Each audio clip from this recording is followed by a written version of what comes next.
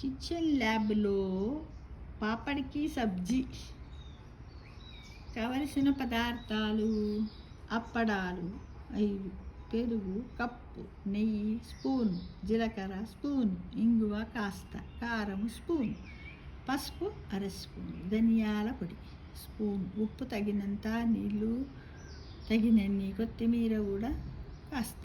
తయారు చేసే విధానం: అప్పడాలను మీడియం సైజులో ముక్కలుగా చేసుకోవాలి. ఓ గిన్నెలో పెరుగుని గిలకొట్టాలి. అందులో పసుపు, ధనియాల పొడి, కారం, కాస్త నీళ్లు కలిపి జారుగా చేసుకోవాలి.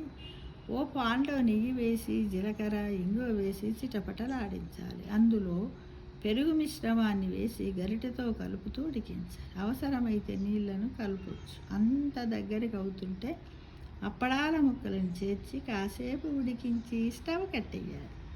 పైన కొత్తిమీర చల్లితే రాజస్థానీ పాపడికి సబ్జీ తయారు. దాన్ని చూస్తూ ఉంటే నూరుతుంది, నూరిస్తుంది. ఎంత టేస్టీగా ఉంటుందో మరి కదా. తయారు చేసుకుందామా? తప్పకుండాను.